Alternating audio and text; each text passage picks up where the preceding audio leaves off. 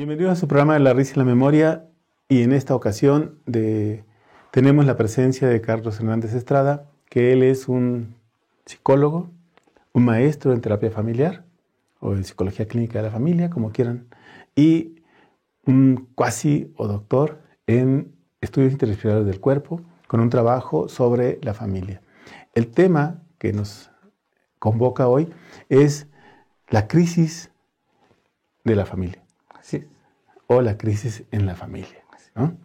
Esta crisis está presente en los últimos años y Carlos ha hecho una investigación donde estudia los tipos y composición de la familia y entrevista y hace un taller también.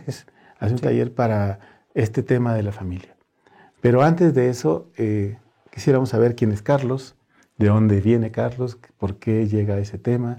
En fin, estas peripecias de por qué llegaste al tema de la familia. Sí. Bueno, pues primero que nada, doctor, pues muchas gracias por la invitación. Siempre es un honor compartir un espacio con usted y bueno, que también usted abra estos lugares para poder trabajar con diferentes temas, pues es muy grato para nosotros. Entonces, bueno, primero que nada, muchas gracias. Ahora, bien recibido.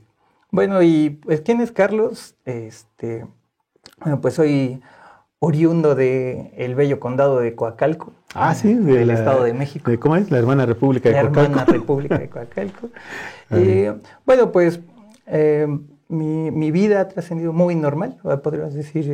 ¿Estás dentro de la normalidad? Dentro de la normalidad, con una familia normal. Con normal, ¿no? Los mismos estudios y las mismas potencialidades que todos, ¿no? Bueno, ¿cómo llego a esta parte del tema de lo familiar, que me parece que sería importante? Soy un psicólogo, tengo licenciatura en psicología organizacional, me dediqué unos años a la parte de recursos humanos. Bueno, eso es importante para lo que me gustaría platicar más adelante. Sí.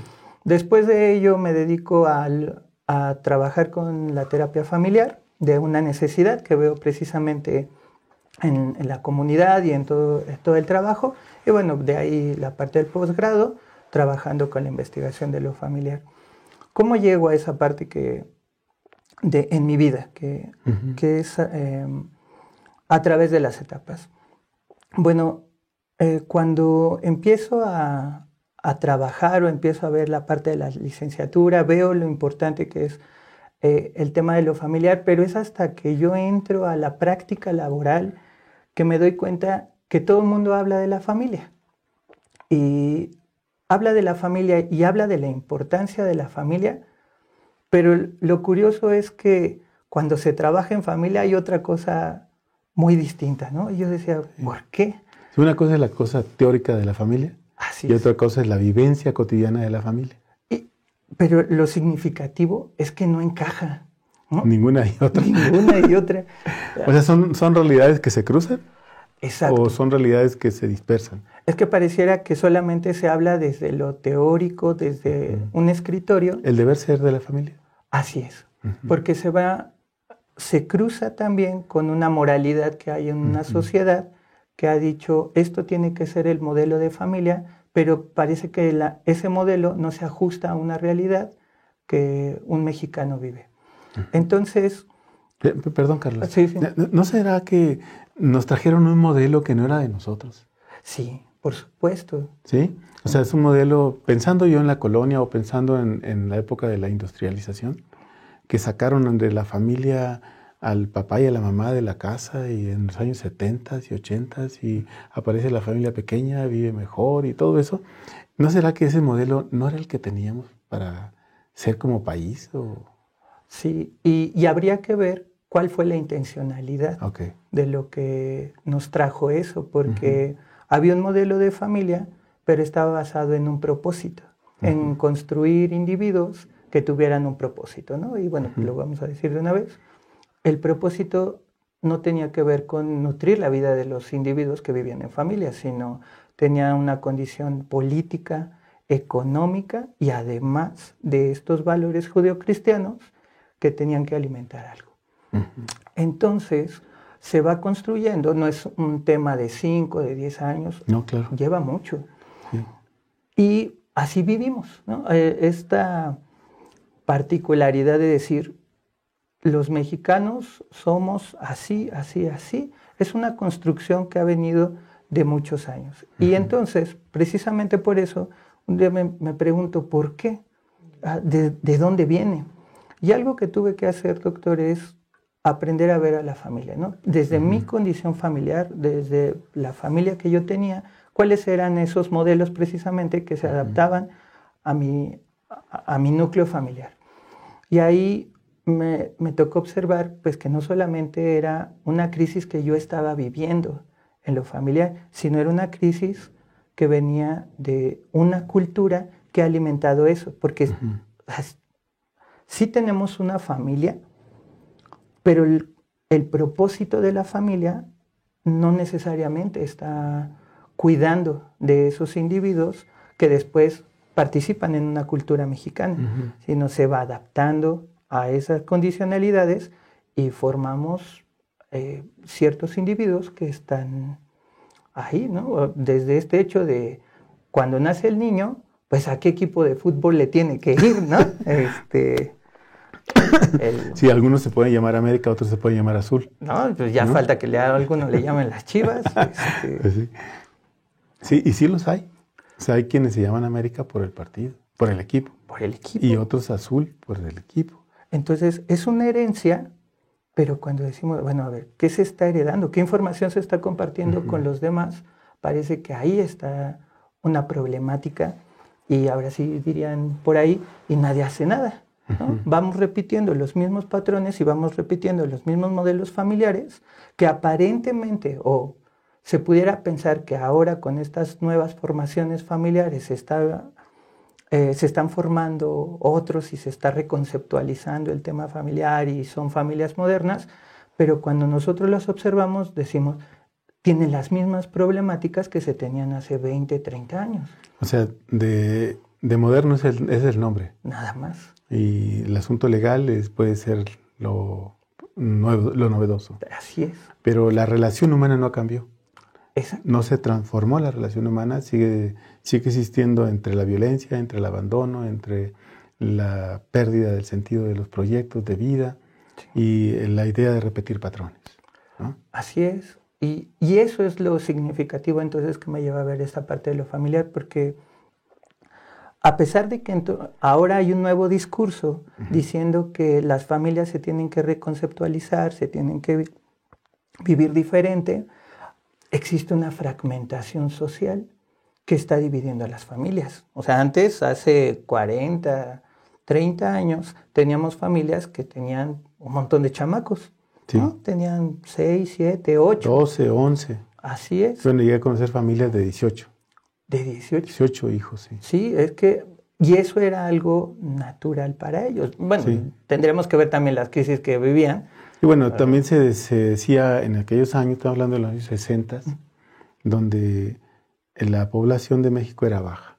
Entonces todavía había la secuela de la revolución y había la secuela de la época de la crisis de lo que llaman el milagro mexicano.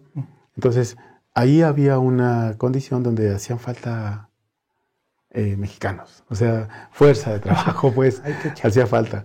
Entonces se premiaba a las mujeres que tenían más hijos. En los años 60, 70 se premiaba a las mujeres de 18, 16, 15, 12 años. Se le daba reconocimiento. Pero bueno, eso después aumentó el problema de la población. Para los años 70 se mete la política con Echeverría de la familia pequeña vive mejor. Pero ya apareció la píldora. Entonces ya hay un control natal. Así es. Entonces ya la familia se hizo nuclear. La extendida, que es la de 12, 18, desaparece. Sí. Bueno, la tendencia es desaparecerla. Todavía existe, pero en zonas rurales, ¿no? Sí, y es que había una intencionalidad. Sí. ¿Para qué necesitamos ahora un modelo de familia? Antes necesitábamos a una familia muy numerosa. Ahora necesitamos un modelo de familia pequeño, papá, mamá, máximo 2 hijos. Sí. Bueno, pero cuando vemos cuál es el trasfondo de ello, podemos observar que esa intencionalidad es para consumir. Sí, es una unidad de consumo. Es una unidad de consumo, pero efectivo también, porque nada más consumimos y no perdemos esa ese poder adquisitivo, ese poder de consumo. Bueno, necesitamos entonces a un hombre y a una mujer que trabajen para poder comprarse el coche, para poder comprarse una casita de 2x2, ¿no? Una casita Infonavit, para poder viajar 1, 2, 3 veces al año. Tener su compu cada quien, su pantalla cada quien. Cada quien. Sí. Papá, mamá tienen su cochecito. Y mandarlo a la escuela privada o mandarlo al jardín de niños privado, ¿no? Que aprendan inglés, ¿no? Que aprendan inglés. Y comprar comida, llevar a la lavandería, crear la lavandería. O sea, se crea una unidad de servicios. Así es. Entonces ya ellos son nada más trabajadores, proveedores y consumidores. Y estamos formando hijos que van hacia la misma intencionalidad. Claro. Entonces, eso es una crisis porque lo que está esperando la cultura mexicana y todos estos sectores de una familia, pues no tiene que ver a veces con cómo cuidamos la vida de esos individuos. Sabemos teóricamente tenemos como la ilusión de que si no sirvió ahora esta pareja, bueno, pues a ver si hay chance con las siguientes generaciones. Y todo se lo atribuimos a los menores, ¿no? Esperamos que ellos tengan una mejor vida, pero no los formamos en casa para que tengan una mejor vida. Eso es lo significativo. Y podemos ver las estadísticas, doctor. Eso es lo que a mí me llamó la atención cuando empecé a trabajar en esta parte, porque la estadística, a pesar de que estamos diciendo que hay una familia moderna, podemos ver la crisis incluso en esa parte, porque el nivel de divorcios es mucho mayor que hace 10 años, se ha cuatriplicado, quintuplicado, y además de eso son divorcios que terminan en pleito. Claro. Nunca salen contentos, salen enojados. ¿No? Son demandados todos, ¿no? Sí, y es un pleito que va a durar 3, 4 o 5 años para terminar diciendo, pues tenemos que organizarnos para poder vivir pues medianamente bien y darle a este niño el futuro que espera. Que se espera que se tenga. Pero aún así estamos dejando una sociedad o una comunidad pues que atenta contra esa condición, esperando que ellos puedan hacerlo cuando les toque, con la esperanza, pero en el día a día no se nota eso. Y bueno, entonces en toda esta crisis yo decía, bueno, ¿y cómo se hizo, no? Porque cuando tuve que ver otra vez mi condición familiar, yo dije, bueno, pues es que yo ya me llevo bien con mis papás, ¿no? Sí. Hasta me llevo padre y todo, y he podido formar ahora una familia que no tiene esas cosas. A ver, ¿qué pasó? ¿Dónde se pudo construir otra cosa distinta? Y no porque pues, yo crea que soy distinto a los demás, sino, a ver, tuvo que haber algo que permitiera buscar en todo esto una posibilidad de trabajo. Pero, bueno, antes de esto tuve que hacer todo este análisis y tuve que reconocer que entonces hay una problemática con eso que a pesar de que todos sepamos que es necesaria, no se está trabajando con ella.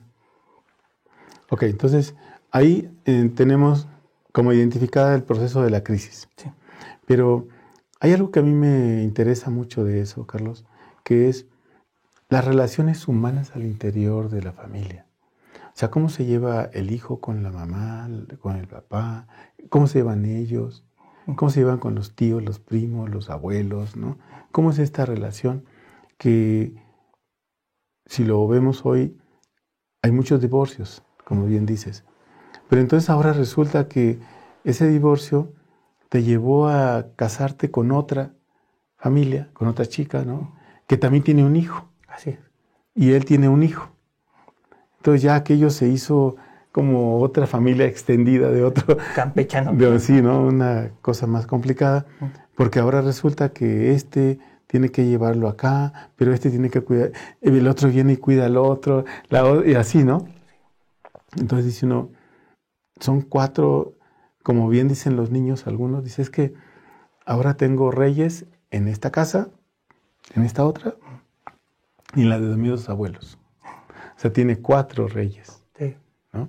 Antes nomás tenían 1. O sea, el niño le ve la ventaja, ¿no? Pero el punto es cómo es que esa relación humana hizo que se tensaran las condiciones. Y ahora, lo que parecía que iba a ser feliz, resulta que no. Sí, ese para siempre que cuando se daba, ¿no? En los casamientos, en el matrimonio, ese discurso que venía de papá, de mamá, de tú te tienes que casar y es para siempre, pues no funciona, ¿no? Porque Sí, hay no. otras cosas. El amor no sostiene esa condición familiar. Existe otra cosa. Y en las relaciones que se van construyendo entre papá, entre mamá, entre los hijos, entonces ya no solamente tenemos que trabajar con los abuelos, tenemos que trabajar entre nosotros, con los tíos, con los hermanos, ahora también tenemos que trabajar con el papá divorciado, con la mamá divorciada, y también tenemos que trabajar con la pareja del papá o de la mamá divorciada, y luego si hay otros hijos de por medio. También. Y se hace como... Una capirotada. Bueno, es algo más complejo, ¿no? Sí. Sí, quizás rebasa la condición de la crisis. Sí. Porque es una nueva realidad que teóricamente no la puedes explicar así tan sencillo, ¿no? Sí. Entonces, pero hay una cosa de fondo que tiene que ver con el cómo es que estas relaciones humanas generaron una condición donde no hay una especie de realización. O sea, no hay felicidad, digamos, voy a ponerlo en esos términos, porque los ves todos muy infelices. O sea, entonces, ¿dónde se perdió ese principio, ¿no? De ¿dónde está la armonía? Esa es una crisis, a mí me parece, que tiene que ver con las relaciones humanas. Sí. Entonces, hay una caricatura de Gabriel Vargas, ¿no? Que es la de, bueno, un cómics ahí, que es la familia Burrón. Sí. Entonces, esa familia es una familia con sus intrigas cotidianas, ¿no? Sí. Ok, entonces yo cuando lo leía decía, creo que aquí hay un modelo de cómo es que viene el futuro de las familias. Sí. Y creo que así fue, Sí. ¿no? O sea, se estableció una crisis y terminó en esta parte donde ahora las teorías pareciera ser que no dan cuenta de eso. ¿Tú te enfrentaste a ese problema de la teoría? Sí. Bueno, precisamente atendiendo esa parte, vemos, ¿no? Es tan aplicable y la familia Burrón, ¿no? La familia Peluche y todos estos, uno los puede ver como una comedia, pero yo cuando los veo digo, eso es algo trágico porque es tan real para lo que... Pues que está tomado de la realidad, ¿no? Sí. Está tomado de la realidad. Y uno dice, bueno, pues es que en esto se está reflejando esta fractura de esas relaciones, bueno, porque entonces no hay algo que le permita en algún momento dentro del núcleo familiar que le permita al hombre, a la mujer, a los hijos, saber que existen otras posibilidades, ¿no? Eso ese es el tipo de información que se está dando en el día a día. Cuando vemos entonces esta parte de las relaciones, podríamos decir que es la personalidad o es lo que hace es lo que ha hecho la cultura, pero también ha sido una construcción que ha hecho ese propio individuo en las elecciones que tiene. Claro. Pareciera que venimos de una familia que está condenada al sufrimiento, al sacrificio, al abandono corporal. Ese hijo va creciendo con una esperanza que no se va a dar porque no aplica una realidad. Cuando se enfrenta a esa realidad que es muy distinta a lo que vivió, entonces entra en su propia problemática interior porque hay un abandono, porque hay una competencia en sus órganos, porque no hay una posibilidad de vivir en paz, en armonía, con tranquilidad, de ver una realidad sin el sufrimiento, sin la carga de lo trágico. Tampoco le quedan muchas opciones. Claro. No hay mucho que se pueda hacer. Bien, Carlos, vamos a hacer una pequeña pausa y regresamos en un momento para hablar de este tema de la familia, pero la crisis, no de la familia, sino lo que podemos encontrar de este trabajo que está haciendo Carlos. Regresamos.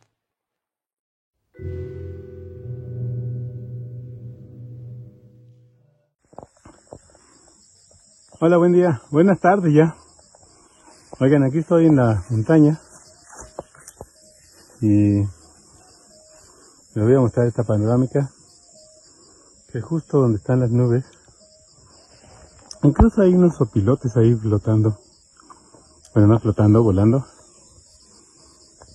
No sé si los alcanzo a ver. Creo que no.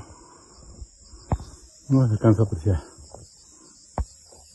Pero vean esta panorámica.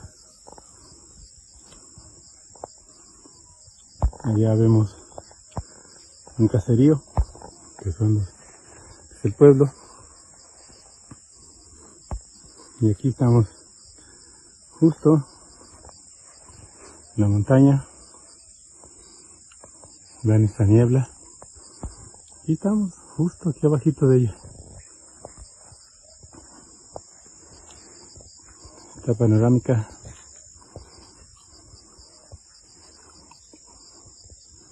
contrasta con los azules y con lo blanco de este cielo. Bueno, pues es lo que les queríamos compartir ahora. Estamos ya en la tarde. Nos vemos.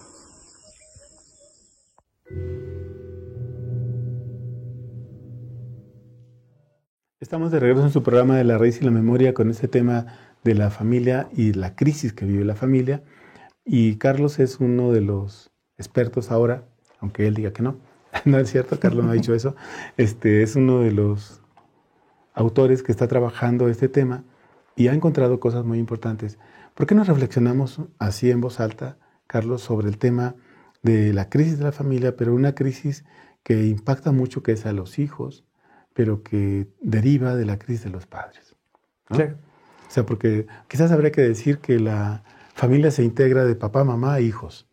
Y los más importantes en términos de construcción de la familia, papá, mamá. Y la relación que ellos establecen repercute en los hijos. Así es. ¿No?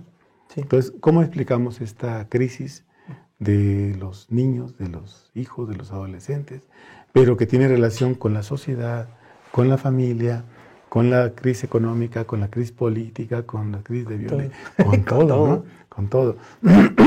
Perdón. Entonces la familia es el reflejo de muchas cosas que suceden en la sociedad.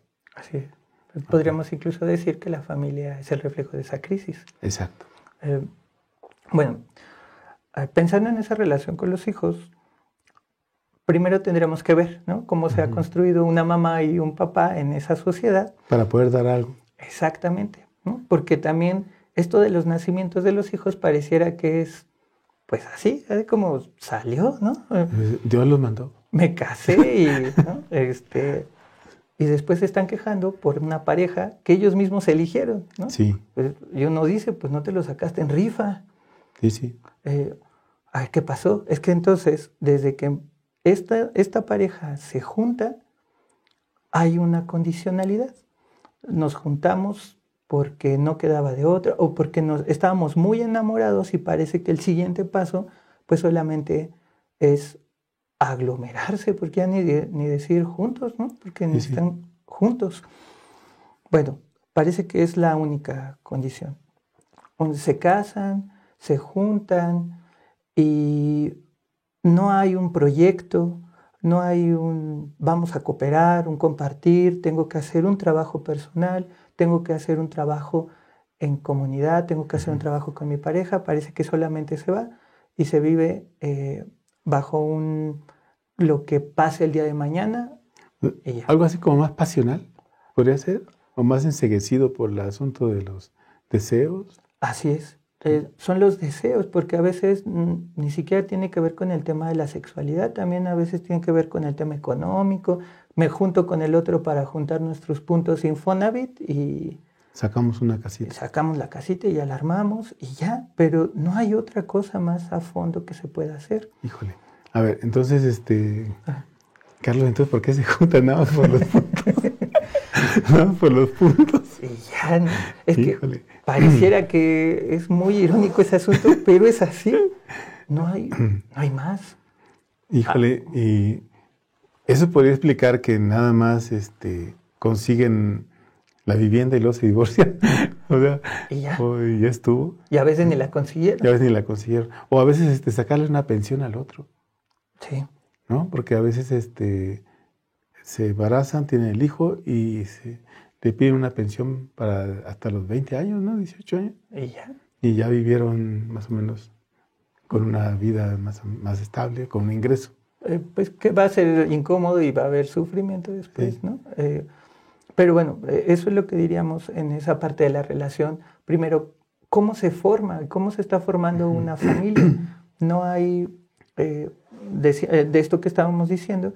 Entonces, si la familia se forma a través del deseo, pues es que me gustó, ¿no? Me gustó mucho en el bar, me gustó mucho en el antro donde Porque la también vi. donde se conocieron, ¿verdad?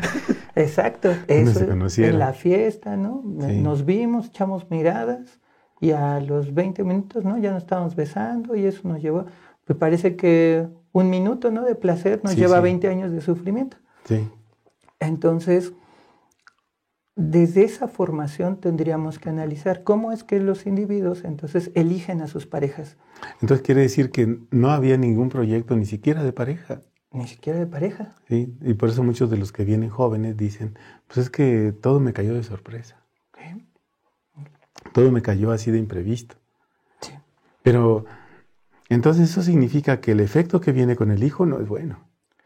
Porque no está en un entorno que produzca otra cosa. Es un entorno donde entonces una mamá que quiere hacer bien su trabajo también se enfrenta a esta condicionalidad de una cultura mexicana con valores judeocristianos que le ha dicho, tu deber como mamá es sacrificarte. Había algo que en el taller que hicimos ahora con el doctorado era como un referente para mí, donde una participante decía que yo me puedo sacar el bocado, ¿no? De la boca. Es decir, de la boca para dárselo a mis hijos. Primero mis hijos. Y yo me ponía a pensar, pues es que eso es el propósito de lo que se espera de una mamá que es mexicana, donde su chamba, el buen trabajo que puede hacer es, entre más sacrificada esté, más o mejor hace su trabajo, ¿no? Pero eso incluiría que entonces hay un abandono corporal.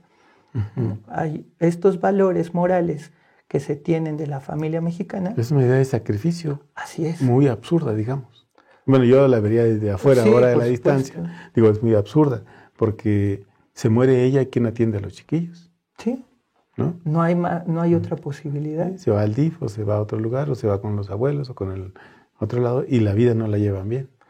Entonces, cuando se empieza a formar al hijo o a la hija, tenemos una mamá que no ve otra posibilidad que decir, si quiero ser mamá, me tengo que sacrificar, tengo que abandonarme a mí, mis proyectos, mi humanidad, y entonces, ahora sí, ¿no?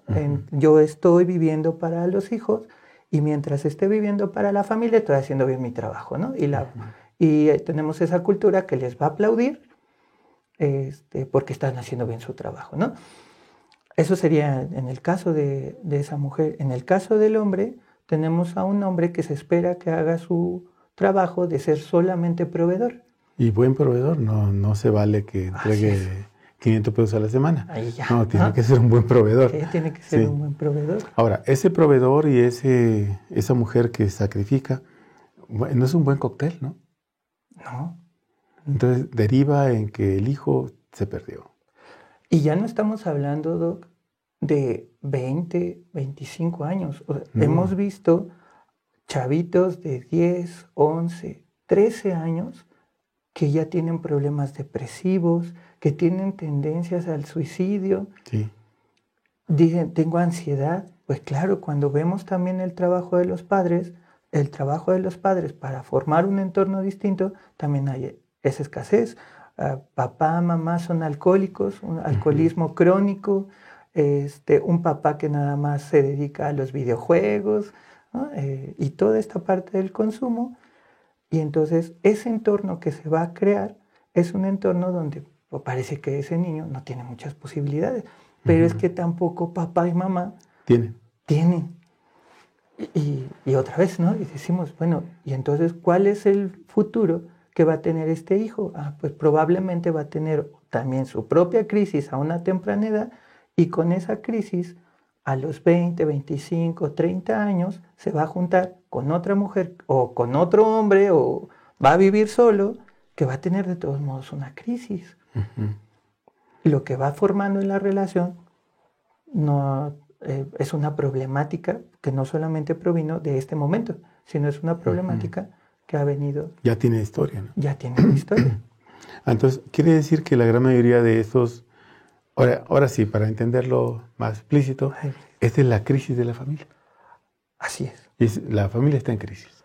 Así es. La familia es una sola, Sí. ¿no? Pero lo que se está haciendo en la dinámica interior no está, bueno, yo es que lo quiero suavizar, ¿no? No, pero ¿cómo es?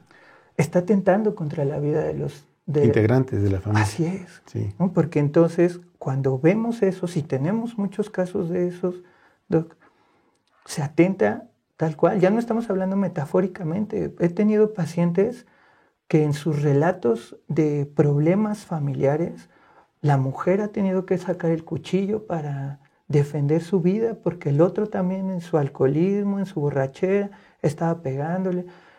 Es más, me ha tocado historias donde la niña tuvo que sacar el cuchillo para poder defender a su mamá o a su papá.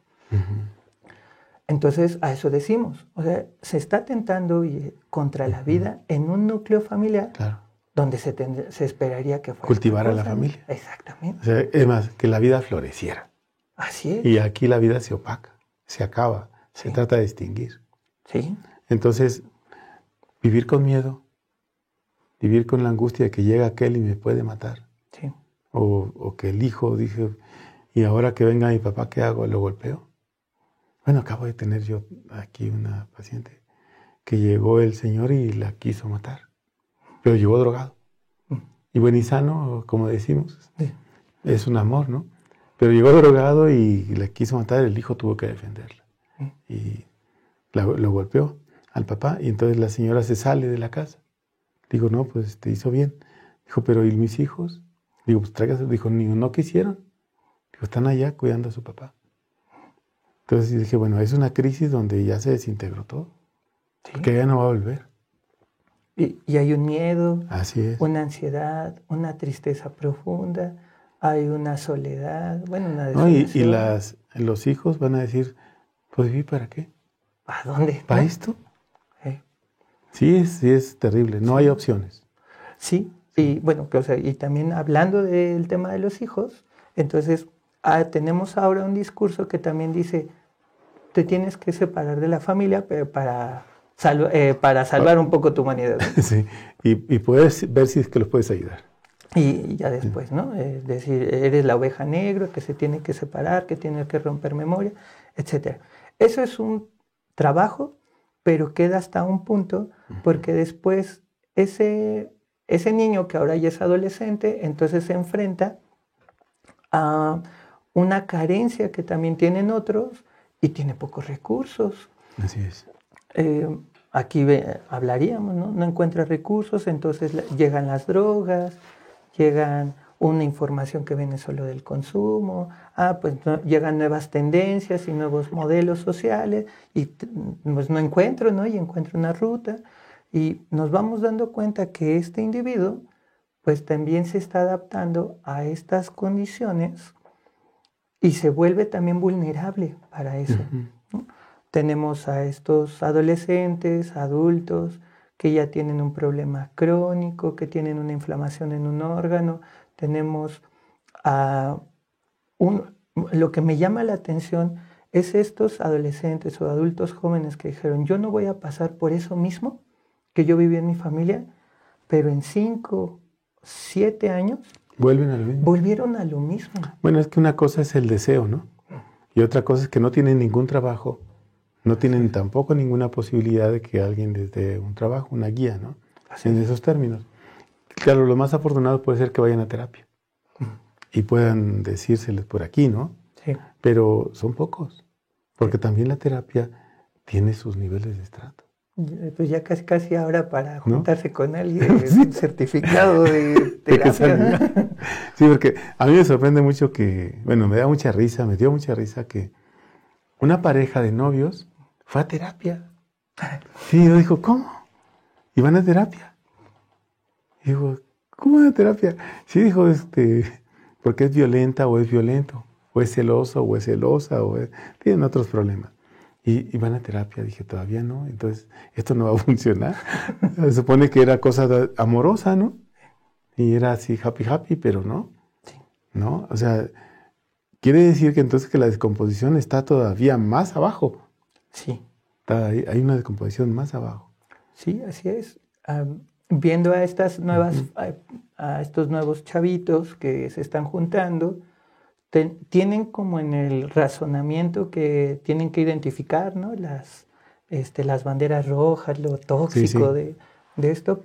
Sin embargo, cuando se enfrentan a eso, se dan cuenta que hay un deseo más profundo, un deseo de encontrar también, ¿no? Cómo vivir en grupo, porque pues ahora en esta división, en este discurso de competir, de este discurso de lo económico, de este discurso de lo político, donde no hay un proyecto, cuando ese individuo se enfrenta a esa realidad, también está buscando crear una relación humana. Sí, lo que pasa es que esto de buscar al otro es porque humanamente somos sociales, ¿no? Sí. Buscamos sobrevivir a ese esquema. Sí. Pero aquí encontramos que muchos de ellos no tienen asideros. Exacto. No tienen de dónde agarrarse, ¿no? No hay. A ver, entonces, ¿qué hacemos? ¿Nos deprimimos o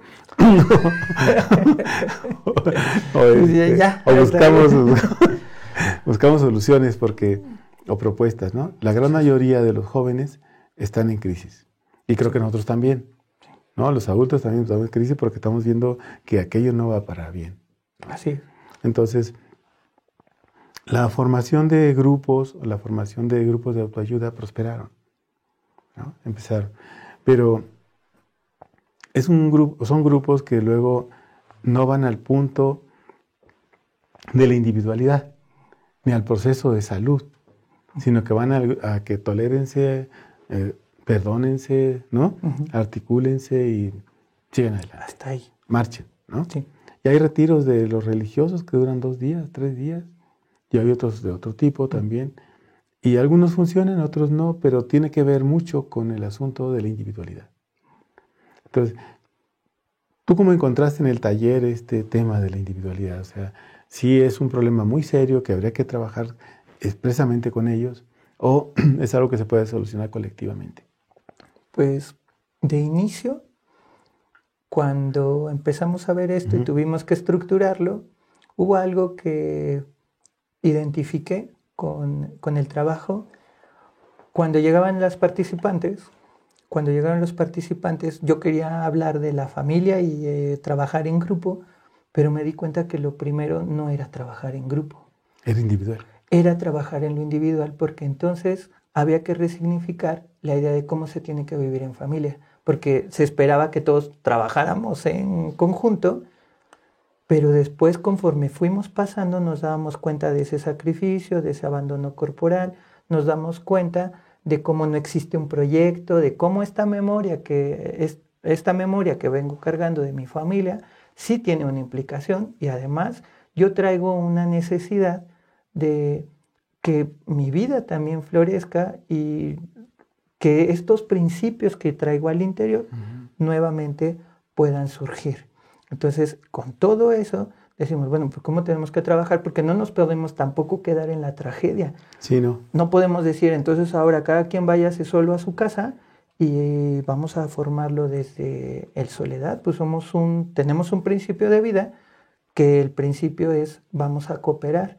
Entonces, bueno, desde ahí tuvimos que buscar un trabajo que dijera, sí se puede trabajar con la familia y se tiene que trabajar con esa crisis, porque la crisis a veces se ve desde, le está pasando al vecino, pero a mí no me va a pasar. No, es que ellos viven mal. Así es. Sí, es que ellos se la llevan, desde siempre llegaron, están mal.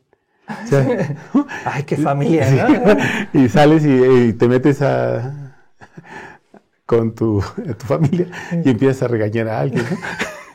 Me echo mi coca, ¿no? Sí, no, mis cigarros, mi alcohol. Y a ver, eso están muy mal, ¿eh? Qué violentos son, ¿no? Sí, ya cállate, ¿no? Y así, ¿no? Sí. Bien, Carlos, vamos a hacer una pausa y vamos a regresar a tocar este tema un poquito más a profundidad sobre lo que se encontró en el taller y cuáles son las posibilidades. Claro. ¿No? Regresamos en un momento, no se retiren porque si no la crisis los va a alcanzar. Regresamos.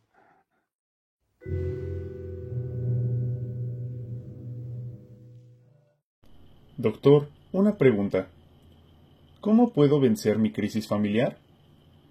Primeramente, sería importante reconocer que hay un trabajo que yo tengo que hacer.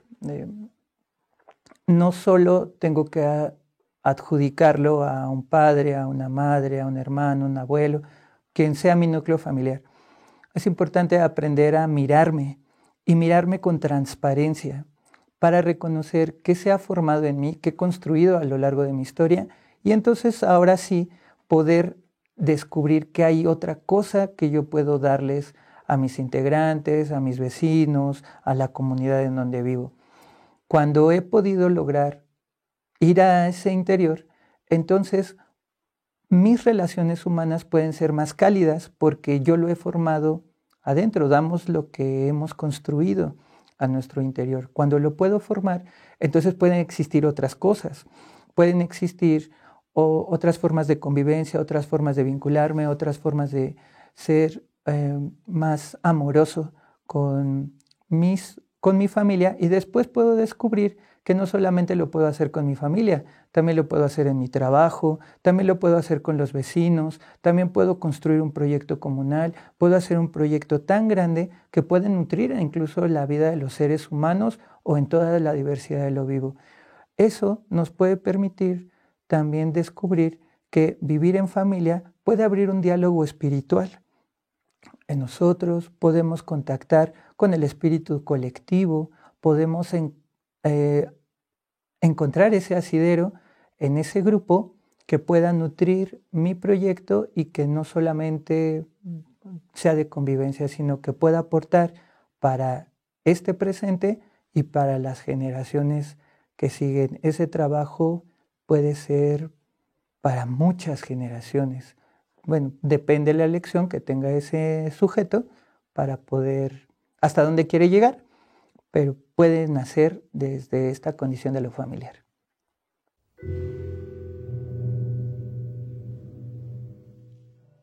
Estamos de regreso en su programa La risa y la memoria con ese tema de la crisis en la familia o la familia con crisis, como ustedes quieran.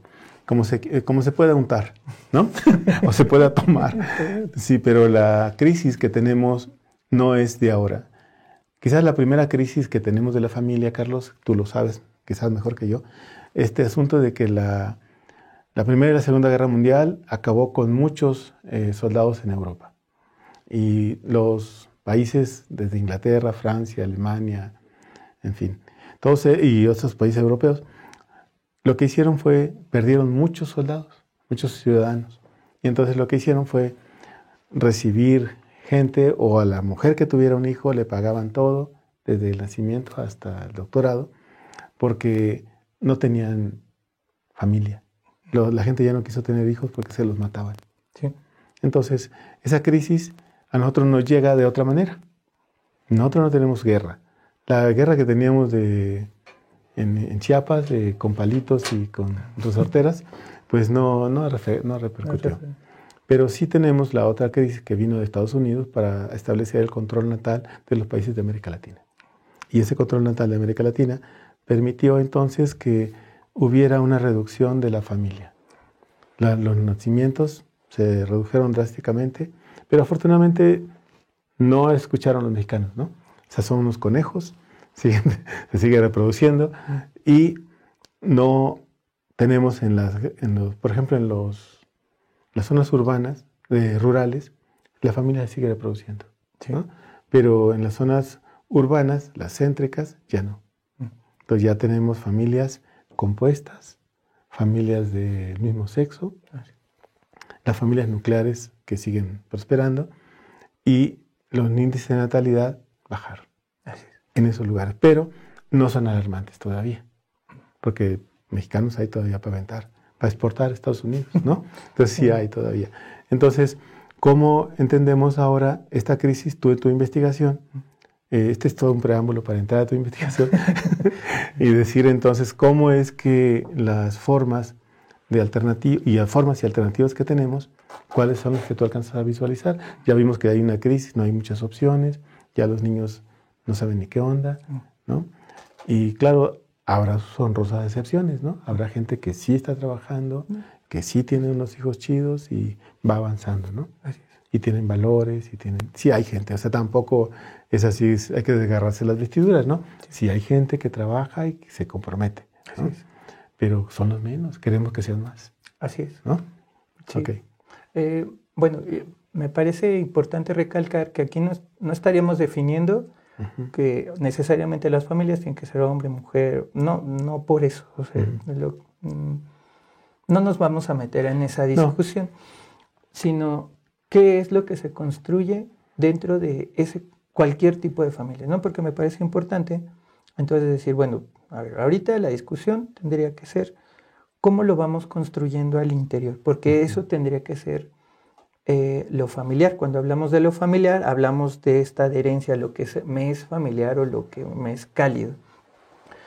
Y en ello tenemos que empezar desde algo que me parece muy particular. Primero es ir hacia uno mismo. Y con eso, bueno, le quiero platicar un poquito acerca de algo que es mi historia, que me es familiar precisamente. Cuando yo vivía con esas problemáticas, mis problemáticas de adolescente, ya no te quiero, papá, mamá. ¿Por qué me pariste? Yo no pedí nacer. Yo no te pedí nacer. Con todo eso, entonces, un día dije, ¿y así se vive, doctor? ¿Así nos va a tocar vivir? ¿Así me va a tocar vivir? Así como tema. Con sí. todo esto, tuve que hacerme esa pregunta. Y yo dije, no quiero eso para mi vida, yo quiero otra cosa. Si bien mis papás estaban trabajando con lo suyo, con su relación de pareja, yo dije, yo también necesito hacer algo. Y con eso tuve que ir primero hacia mí, ¿no? Y eso es lo que se reflejó dentro del taller, que en el taller de lo familiar no trabajamos con la familia. Trabajaron con los individuos. Primero tuvimos que trabajar con los individuos y una vez que habíamos trabajado con los individuos, entonces ahora sí podíamos compartir algo. Así es, porque primero verme a mí, tuve que ver mi humanidad. Eso es. Y cuando tuve que verme, dije, pues es que esto de acá adentro, pues también está, perdón, ¿no? Pero está de la chingada. Había competencia, había crisis, había ansiedad, había miedo, había ira, había muchas cosas. Entonces tuve que aprender a hacer un trabajo personal. Y me parece que se empezó desde lo más cotidiano, que era la alimentación.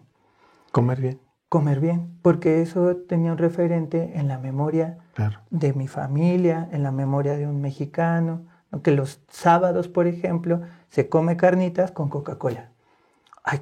Tenía que romper esa cambiar memoria. Ese esquema, sí. Así es, que los domingos no se trabaja, ¿no? Pues hay que trabajar también. Sí.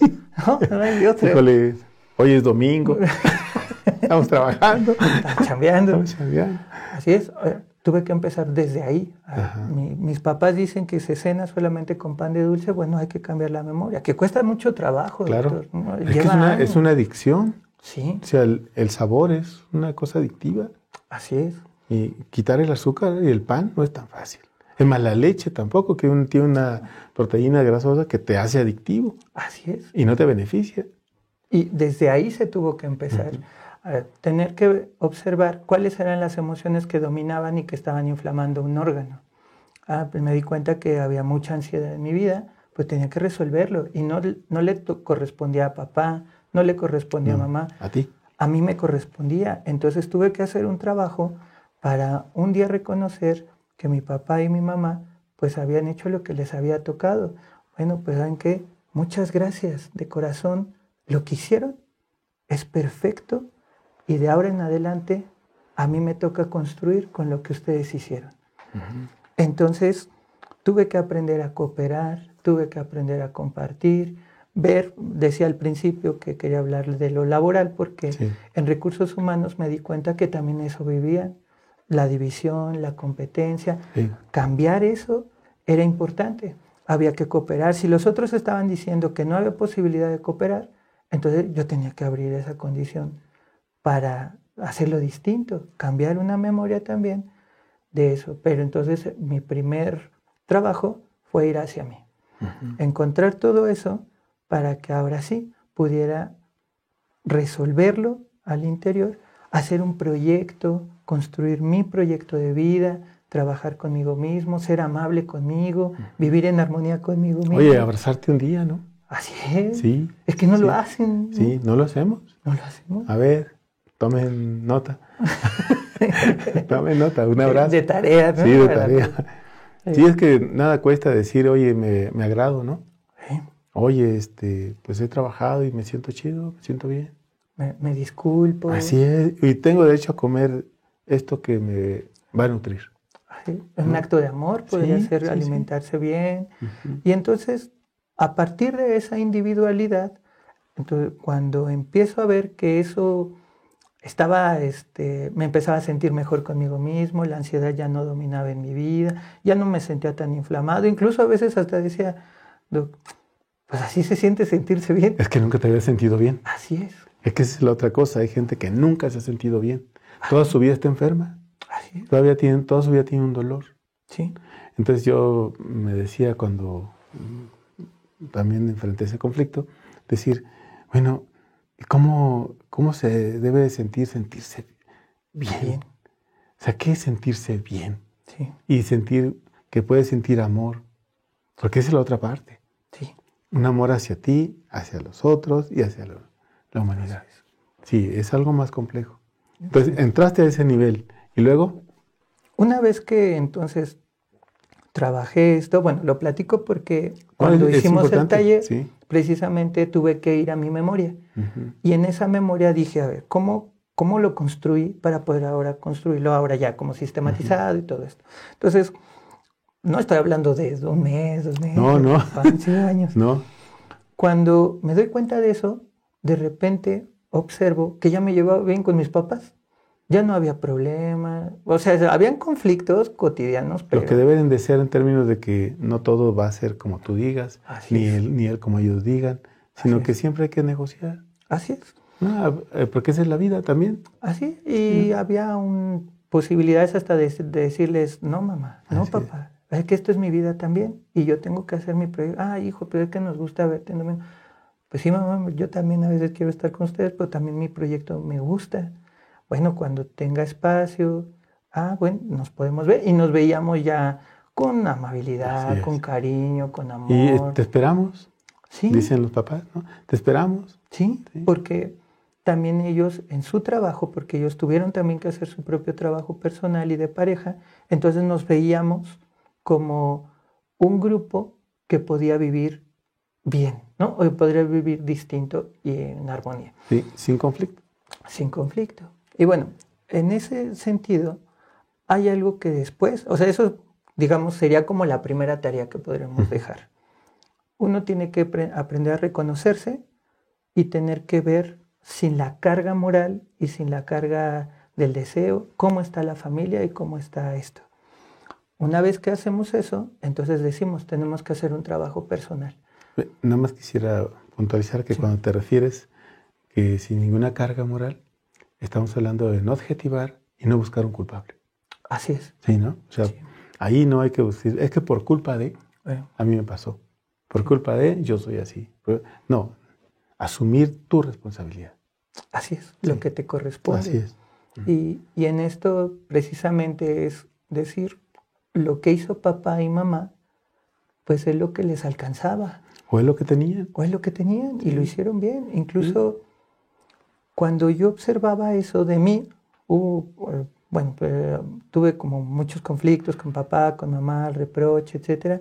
Pero cuando hago ese trabajo, después me doy cuenta del amor que habían hecho para mí, de decir, pues me daban de comer a su alcance. No, te limpiaban, te bañaban, te mantenían. La cola, ¿no? Sí, te limpiaban el trasero.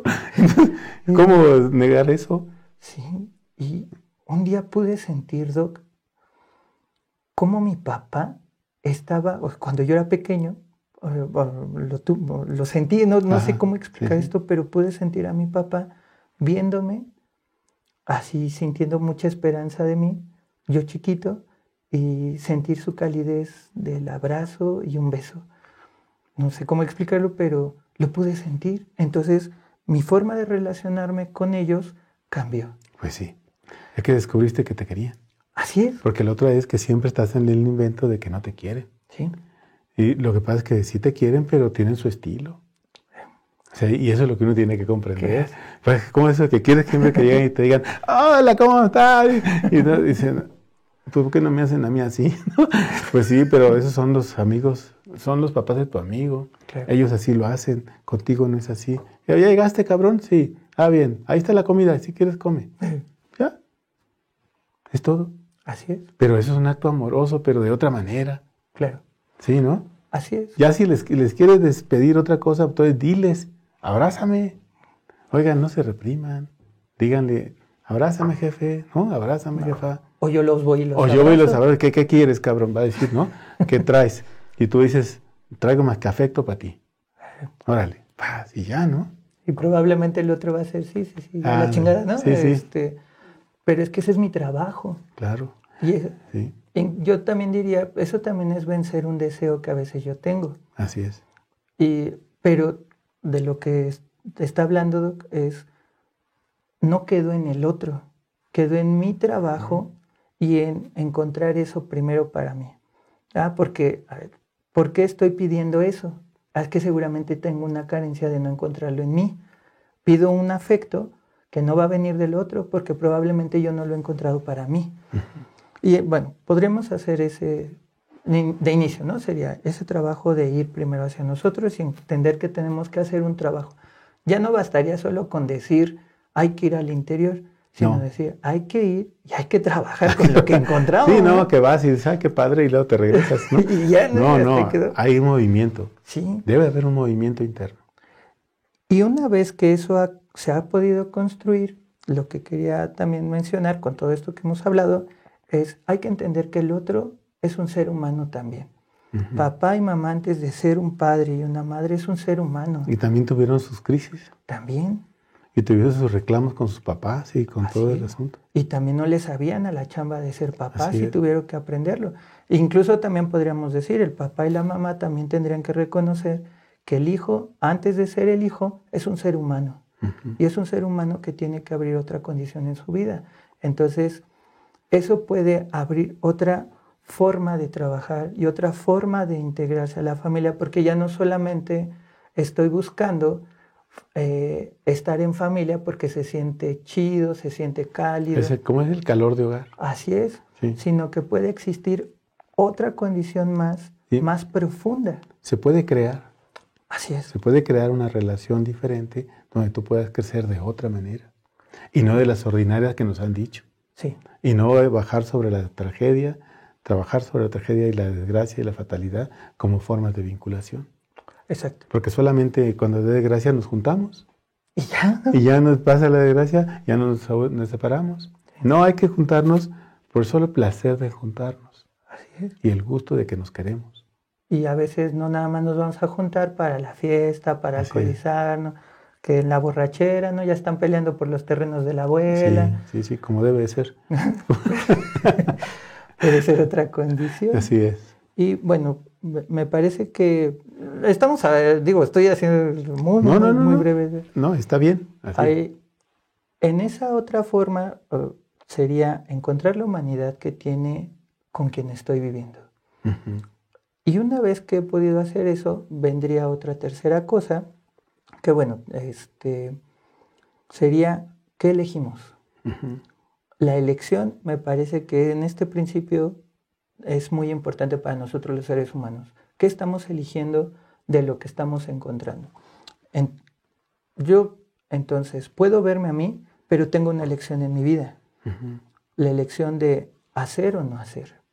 Hago lo que me corresponde, etc. Después puedo ver la humanidad del otro y digo, ¿qué estoy eligiendo? O sea, ¿estoy eligiendo engancharme con esto? ¿Estoy eligiendo un deseo? ¿Estoy eligiendo la pasión? ¿O elijo mi proyecto? ¿Elijo cooperar? ¿Elijo compartir? Tiene que ver con una elección. Uh-huh. Y la elección puede ser como más clara cuando lo que yo he hecho para mi vida también me nutre. Porque me puedo ir al interior y me puedo perder también. Sí, claro. Pero si yo me voy al interior y puedo encontrar que hay una vida que está al interior, entonces y la encuentro en el otro, entonces lo que elegimos puede ser algo distinto. Sí. Entonces, bueno, yo diría, si mi formación como padre hacia los hijos no es solamente educarlos. Probablemente yo los tengo que formar, bueno, no probablemente yo tengo que formar la elección que están tomando ellos. Mi chamba como padre, mi chamba como mamá, es que mis hijos puedan elegir para su propia vida, que puedan construir un proyecto, que puedan hacer esto. Y no necesariamente que continúen con lo que el papá o mamá está haciendo. Así es. Sí. ¿No? O que si lo que también están encontrando bien, que dicen, esto es bueno, pues, pues yo también lo puedo tomar y puedo nutrirlo, lo puedo hacer más grande. Así es. Entonces, me parece que la elección sería otro movimiento que podríamos ir nutriendo una vez que hemos encontrado esto, y no solamente para los hijos, también como pareja. Puedo decir que elijo construir con mi pareja un proyecto, elijo ser amable, elijo ser bondadoso, elijo hacer esto. Y esa elección entonces nos puede llevar a otra cosa que diríamos, después, ¿cómo podemos construir ahora sí un grupo que en el taller es lo que tuvimos que hacer? Una vez que habíamos construido un sentimiento distinto al interior de esos individuos, entonces ahora sí podíamos construir una vida colectiva. Colectividad. Más amable, más armoniosa, sin el abandono. Y no solamente con sus integrantes de la familia, sino con otros integrantes. Así es. ¿Sí? O sea, que eso tenga el impacto social de poder impactar a otros que no sean integrantes. Así es. ¿No? Y eso le llamamos heredar, pero heredar algo para la vida. Que los otros puedan hacer algo mucho mejor que lo que nosotros estamos haciendo, pero porque les estamos dejando un buen terreno. Sí, sí. Y entonces ellos pueden tomar y pueden elegir y pueden decir, a ver, esto es lo que hizo mamá, papá, ¿no? Esto es lo que hizo el abuelo tal. Bueno, esto, pues muchas gracias, honrar a los ancestros. Así es. De aquí me encargo yo. Así es. Y vamos a construir. Y vamos a construir. No vamos a destruir, no vamos a denegar, ¿no? Vamos a asumir. Entonces ahí hay una posibilidad y lo familiar se convirtió en un asidero. Así es. Y en la posibilidad colectiva de recuperar otras formas, ¿no? Otras formas. Otros sujetos, otros individuos. Sí, porque entonces ahora sí la familia puede ir formando a seres humanos que tengan una conciencia diferente y que no se tarden 40, 50, 60 años en descubrir que así no se vivía. Que pueden haber otras formas y decir, bueno, pues ya resuelvo esto a temprana edad y vámonos. Muy bien. Carlos, hemos llegado a la parte final del programa y ¿por qué no nos compartes tus redes, si la gente quiere contactarte? Sí. ¿No? Porque han de saber que Carlos da terapia. Sí. Y entonces, y si es familia, pues encantado, ¿no? Así es. Entonces, sí. Pues compártenos cómo te pueden localizar y encontrar. Sí, en las redes sociales pueden buscar el consultorio que es ENSO, Centro Psicocorporal y Holístico. O, bueno, si quieren les comparto también mi número de celular. Es 55 27 20 89 24. Ahí quien guste acudir. Puede enviarme WhatsApp y podemos trabajar. Ahí estamos haciendo cursos, talleres. Si en algún momento buscan un tipo de terapia. Y vamos a seguir trabajando en este espacio para que, bueno, porque nosotros decimos, sí hay opciones. Sí. Nosotros tenemos que ser un referente para todo lo que encontramos. Y bueno, pues ya vimos la crisis, ya dijimos. Entonces ahora nos corresponde decir cómo sí hay una oportunidad para trabajar con todo esto. Así es. Muy bien. Bueno, pues sabemos que muchas familias están en crisis, otras no esperen llegar a la crisis. Pueden buscar una posibilidad de orientación, ¿no? Bueno, pues ahí está el contacto, ustedes deciden y mientras denle like y suscríbanse. Y esperamos verlos en la próxima y pásensela bien. Y Carlos, muchísimas gracias por venir. No, a usted, gracias. Maestro, muchas gracias. De verdad ha sido muy, ¿cómo dicen esto? Muy esperanzador. Saber que hay opción. Así es. Eso está bien. Nos vemos a la próxima.